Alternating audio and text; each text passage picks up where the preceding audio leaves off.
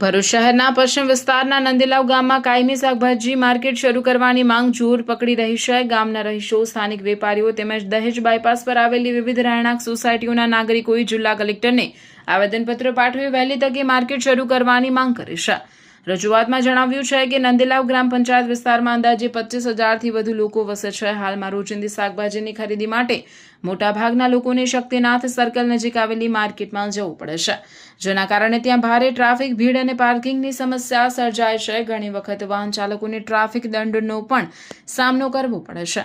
સ્થાનિકોએ સૂચવ્યું છે કે બુસા સોસાયટી નજીક ગ્રામ પંચાયતની માલિકીની જમીન પર કાયમી શાકભાજી માર્કેટ વિકસાવવામાં આવે તો નંદીલાવ અને આસપાસના વિસ્તારોના હજારો પરિવારોને પોતાના વિસ્તારમાં જરૂરી સુવિધા મળી રહેશે।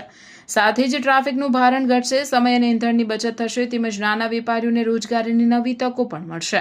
હવે તંત્ર આ જનહિતની માંગ પર કેટલા ઝડપથી નિર્ણય લેશે તેના પર સ્થાનિકોની નજર મંડાઈ છે। હાલ ભરૂચ એ બુલેટ ગતિએ વિકસિત થઈ રહ્યું છે। એમાં ભરૂચમાં આવેલ દહેજ બાયપાસ વિસ્તાર, નંદીવાર ગામનો યુદ્ધના ધોરણે વિકાસ થઈ રહ્યો છે। તો એમાં સરકારી નીતિઓના લીધે તો આ પ્રગતિ સમાજ થયો છે અને પુરાના ભરૂચમાં શક્તિનાથમાં જે નાની માર્કેટ છે ત્યાં ઘણી સમસ્યાઓ ઊભી થાય છે।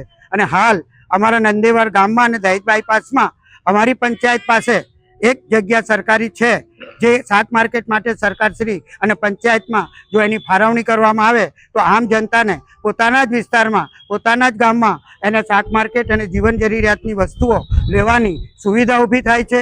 અને બીજી જે જગ્યાઓ પર અરાજકતા ફેલાય છે માર્કેટમાં એ પણ દૂર થાય છે।